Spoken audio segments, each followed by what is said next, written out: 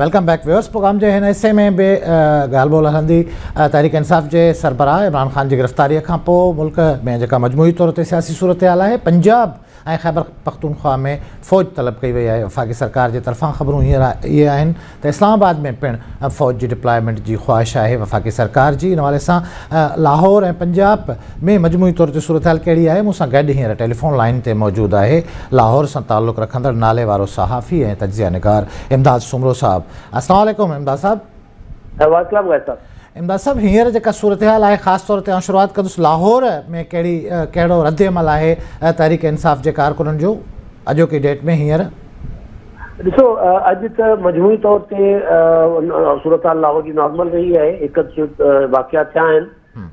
थाणे ते हमिलो, शादमान थाणे ते हमिलो थियो हुयो। उन खां अॻु में को वज़ीर आला सेक्रेटेरिएट जेको आहे उन ॾांहुं रस्ते ते लॻा जेके सिग्नल वग़ैरह आहिनि उहे भॻा विया हुया। बाक़ी मजमूई तौर ते सूरत हाल ठीकु आहे। ज़ाहिर आहे एहतजाज जेको आहे PTI जा कारकुन मुख़्तलिफ़ इलाइक़नि में कनि पिया। जेकॾहिं असां ॾिसूं इस्लामाबाद या वरी पेशावर जी सूरत हाल, त उन जी भेट में लाहौर में नॉर्मल सूरत हाल आहे, किथे कोई झड़पुल वग़ैरह वारो सीन कोन्हे।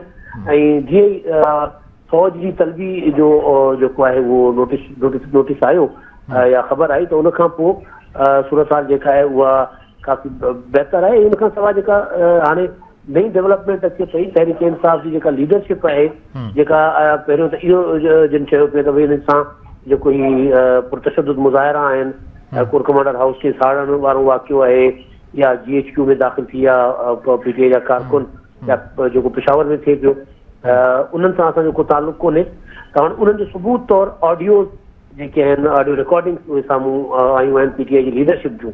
ख़ासि तौर ते पंजाब में यासीन राशिद आहे, उन खां सवाइ एजाज़ चौधरी आहे, ख्वाजा तारिक रहीम जेको वकील आहे PTI जो, उहो माण्हुनि खे इंस्टिगेट थो करे या जंहिं क़िस्म जी शयूं अचनि थियूं साम्हूं। त उन खां पोइ ज़ाहिर आहे हिकिड़ो ऑपरेशन वॾे पैमाने ते शुरू थी वियो आहे हुकूमत ऐं पंहिंजो फोर्सिस तरफ़ां।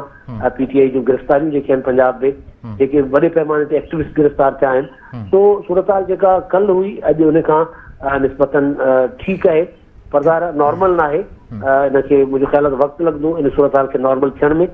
पर असल जेका शइ आहे, जेके सबूत साम्हूं अची विया आहिनि PTI जे अॻुवाणनि जे ख़िलाफ़, उन्हनि जेके ऑडियो साम्हूं अची वियूं आहिनि, त उन्हनि कोर कमांडर हाउस ते हमिलो करायो आहे। डेलीब्रेट कारकुननि खे उते वठी विया, कारकुननि खे इश्तिहाल ॾियारियो ऐं उन्हनि खे उते जेको बाहि ॾियण ताईं उकसायो। एजाज़ चौधरी जी जेका ऑडियो आहे उन में उहे चवनि था ॿियो उते त असां कोई हिकिड़ो गमलो बि न आहे छॾियो, हे सभु कुझु जेको आहे उते बनी छॾियो आहे। यासीन राशिद जी ताज़ी हिकिड़ी ऑडियो आहे एजाज़ मिनहाज सां, एजाज़ मिनहाज नाले शख़्स आहे उन सां, त भई हाणे कोर कमांडर हाउस में त जेको थियणो असां करे छॾियो आहे, हाणे असां छा कयूं, हिते विहूं या निकिरूं? त हुनखे मशवरो पियो ॾिए त भई तव्हां हितां हाणे निकिरो ऐं लिबर्टी पहुचो। लिबर्टी ते हिते जेको थियणो थी वियो, हाणे लिबर्टी ते जेको उते डेरो था ॼमायूं हुयूं उते था विहूं। तो तहरीक इंसाफ़ मुंहिंजो ख़्याल आहे स्मार्ट प्ले करण जी कोशिशि कई थिए, पर पकड़ी पिया आहिनि। सूरत हाल संगीन आहे। अवां ॾिसो शाह महमूद कुरैशी गिरफ़्तार थी वियो, असद उमर गिरफ़्तार थी वियो, फवाद चौधरी सुप्रीम कोर्ट में गिरफ़्तारी। इमदाद साहब, इन सॼे मंज़रनामे में इमदाद साहब परवेज़ इलाही साहब जो कहिड़ो किरदारु आहे हींअर पंहिंजो सियासी तौर ते? ॾिसो, परवेज़ इलाही जो को किरदारु कोन्हे। परवेज़ इलाही हींअर हिकु बयानु ॾिनो आहे। परवेज़ इलाही सिर्फ़ु इहो साबित करण लाइ त आउं बि PTI जो हिसो आहियां, इमरान ख़ान जी गिरफ़्तारी जी मज़म्मत कई। ऐं जेको ताज़ो बयानु हुन जो आहे त इमरान ख़ान हिकिड़ो आलमी शोहरत याफ़्ता शख़्स आहे, हुन जी सॼी दुनिया में पज़ीराई आहे, हुनखे नवाज़ शरीफ़ खे ख़ुशि करण लाइ हुनखे गिरफ़्तार कयो वियो आहे। सो परवेज़ इलाही जो किरदारु न आहे, परवेज़ इलाही जो मिज़ाज बि न आहे। पर हाणे परवेज़ इलाही ज़ाहिर आहे इस्टेब्लिशमेंट लाइ जेको हुन पंहिंजो पंजाब असेंबली तोड़े इस्टेब्लिशमेंट जो मुख़ालिफ़ मैसेज ॾिनो हुयो, त उन खां पोइ पछताए बि रहियो आहे। तो परवेज़ इलाही जो को किरदारु न हूंदो हिन में। परवेज़ इलाही जेतोणीकि सदर आहे तहरीक इंसाफ़ जो, पर जेका एजिटेशन चइजे या जेका पुरतशद्दुद एहतजाज उनखे चइजे, जेको बि नालो ॾिजे, उन खां परवेज़ इलाही अव्हां खे तमामु घणो परे नज़र ईंदा। परवेज़ इलाही जेको आहिनि उन एहतजाज मुमकिन आहे परवेज़ इलाही अॼु या सुभाणे के अस्पताल में दाख़िल थी वञनि, बीमार आहियां त जीअं परे हुजां, परवेज़ इलाही साहब को बि किरदारु अदा न कंदा हिन में। मतिलबु मजबूरी तौर ते पाण चई सघूं था समूरी जेका भंजन राह वारी एहतजाज वारी सूरत हाल आहे उनखां परवेज़ इलाही साहब पासीरो आहे। इमदाद साहब, जीअं तव्हां ॿुधायो पिया त लाहौर में हालतूं घणे हद ताईं मामूल मूजिबि आहिनि। मां जेको तव्हांजी ॻाल्हि मां सम्झी सघियो आहियां त लाहौर जो जेको आम कार वहिंवार आहे उहो कंहिं हद ताईं मामूल ते आहे, हरू भरू गैर मामूली सूरत हाल लाहौर में न आहे। पंजाब जे ॿियनि शहरनि जे हवाले सां कुझु तव्हां ॿुधाईंदो पंहिंजे ॾिसंदड़नि खे? त उते छा पियो थिए? जेका मुंहिंजी इंफॉर्मेशन आहे हुन में लाहौर बिल्कुलु मामूल ते आहे। लाहौर में ज़ाहिर हाणे एॾो वॾो हिकिड़ो जेको कोर कमांडर हाउस खे बाहि लॻी आहे त हुनजी फील जेका आहे शहर जे माहौल ते उहा आहे। कारोबार जेको आहे उहो पंहिंजे मामूल ते आहे। मोकल कई वई हुई अॼु स्कूलनि जी, पर जेको रोड रस्ता खुलिया पिया आहिनि, ट्रैफिक घटि आहे, ज़ाहिर आहे जेको टेंस माहौल आहे। जेको फैसलाबाद ऐं गुजरांवाला में सूरत हाल लाहौर खां पोइ जेका बल्कि लाहौर जे मुक़ाबले में उते वधीक ख़राबु आहे। राणा सनाउल्ला जो जेको घर आहे फैसलाबाद में, उते कशीदगी आहे, उते SC जे हवाले कयो वियो हुनजो घर जी सिक्योरिटी।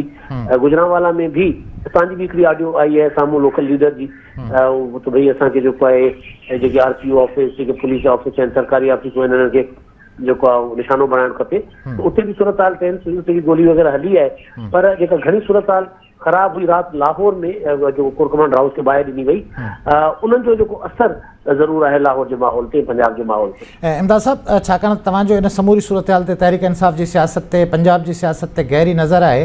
ऐं जेकॾहिं इहो चवां त जेको रद्द अमल इम्कानी तौर ते एक्सपेक्ट कयो पियो वियो इमरान ख़ान साहब जी गिरफ़्तारी जे हवाले सां, ओड़ो नाहे। सिंध में त कराची में काल्ह हिकिड़ो शारा फैसल जी हद ताईं चंद कलाकनि ताईं एहतजाज हुयो मजमूई तौर ते सिंध में, ख़ासि तौर ते कराची जिते तहरीक इंसाफ़ जो मैंडेट आहे, उते हालतूं मुकमल तौर ते मामूल मूजिबि आहिनि। पंजाब मां बि अहिड़ी का वॾे पैमाने ते एहतजाज जी सूरत हाल डेवलप न थी सघी आहे। जेकॾहिं आउं ईअं सोचां पियो त सही पियो सोचां इमदाद साहब? ॾिसो, ॿ शयूं आहिनि। हिकिड़ो अवामी सतह ते एहतजाज हूंदो आहे, लखे माण्हू ॿाहिरि निकिरी ईंदा आहिनि, उनजो हिकिड़ो इम्पैक्ट ॿियो पवंदो आहे। जेको हिननि जेको एहतजाज कयो आहे कोर कमांडर हाउस खे साड़णु, इहो गैर मुतवक़ा हुयो। कोर कमांडर हाउस ते हमलो, GHQ ते हमलो, इहो गैर मुतवक़ा हो। इहो थियो आहे सो जेको रद्द अमल आहे उहो तवक़ो खां वधीक आहे ऐं गैर सियासी आहे। इहो जेकॾहिं चइजे त वधीक मुनासिबु हूंदो। पुरतशद्दुद आहे, गैर सियासी आहे, इन जी तवक़ो न हुई। इहा तवक़ो रोड रस्ता बंदि कंदा। पर ईअं चई सघूं था न इमदाद साहब त टारगेटेड रिएक्शन आहे ऐं मख़सूस एरियाज़ में आहे, जीअं सॼी पंजाब में आम माण्हू निकिरी अचनि हा रोडनि रस्तनि ते ऐं आम माण्हुनि जो एहतजाज या रद्द अमल हुजे हा। दरअसल सुवाल मुंहिंजो इहो न, बिल्कुलु उहो न आहे। उहो इमरान ख़ान साहब खे ख़बर आहे त उन पैमाने ते माण्हू न निकिरंदा। उनजे करे हीअ जेको सूरत हाल डेवलप कई वई डेलिबरेटली, हिकिड़ो प्लान करे, जेको हाणे ज़ाहिर आहे हाणे ऑडियो साम्हूं अची वियूं आहिनि, सबूत साम्हूं अची विया आहिनि, त प्लान करे हिकिड़ो वॾो जेको आहे पंहिंजो माहौल ख़राबु ॾेखारण लाइ इमरान ख़ान अक्सर ॿुधो हूंदो त ख़ान साहब इहो चवंदा हुआ त भई पाकिस्तान श्रीलंका थी वेंदो, श्रीलंका थी वेंदो। त उहो ऑप्टिक्स ॾेखारण लाइ दुनिया खे, उहो मनाज़िर ॾेखारण लाइ दुनिया खे इमरान ख़ान साहब जेको आहे या हुनजी पार्टी डेलिबरेटली इहो टारगेटेड, इहो एहतजाज न आहे, मुंहिंजो ख़्यालु आहे टारगेटेड हुननि ऑपरेशन या वारदात कई आहे इन क़िस्म जी जेको एहतजाज करे, जंहिंमें हुननि फ़ौजी तनसीबात खे, फ़ौजी हाउसिस खे निशानो बणायो। वॾी महिरबानी अवांजी इमदाद साहब। वक़्तु न व्यूअर्स, इमरान ख़ान जी गिरफ़्तारी खां पोइ जेका सूरत हाल मुल्क में आहे, यकीनन हालतूं मामूल जहिड़ियूं न आहिनि। एहतजाज रिकॉर्ड करायो वञे पियो पंजाब, छाकाणि त इमरान ख़ान जी सियासत जो मर्कज़ रहियो आहे ऐं KPK उते जेका एहतजाज जी तवक़ो हुई, जंहिं तरीक़े सां रद्द अमल अचणु खपे हा, उहो बहरहाल मुंहिंजी राय आहे त उहो न आहे। इमदाद सुमरो साहब चए पियो त तवक़ो जे बिल्कुलु ख़िलाफ़ु एहतजाज थियो आहे, पर टारगेटेड एरियाज़ बि थियो आहे, मख़सूस इमारतुनि या मख़सूस ऑफिसिस ते जेको रद्द अमल थियो आहे उहो बहरहाल गैर मुतवक़ा आहे। मुल्की तारीख़ में इन क़िस्म जो एहतजाज इन खां पहिरियां न ॾिसण में आयो आहे। हिनखे एहतजाज चऊं, हमलो चऊं या भञन राह चऊं, इन क़िस्म जी सूरत हाल पंजाब में आहे। KPK में रद्द अमल नज़र अचे पियो।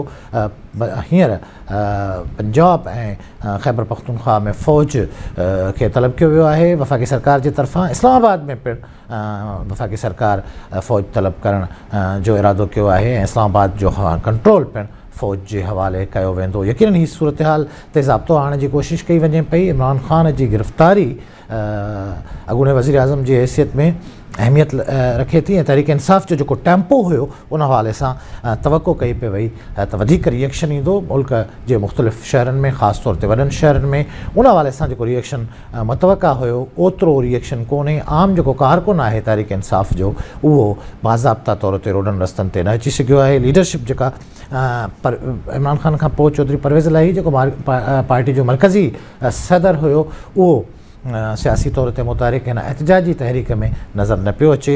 इमदाद असांखे ॿुधायो त हिकिड़ी स्टेटमेंट हुन जारी कई वई आहे। ॿी जेका लीडरशिप आहे इमरान ख़ान खां पोइ वाइस चेयरमैन आहे शाहमूद कुरैशी साहब, उनखे गिरफ़्तार कयो वियो आहे। उनखां अलावा असद उमर साहब पिणु जेको आहे गिरफ़्तार आहे। इन सूरत हाल में पाण प्रोग्राम जो सिलसिलो जारी रखंदासीं। वक़्तु थियो आहे ब्रेक जो, ब्रेक खां पोइ पाण वापसि ईंदासीं।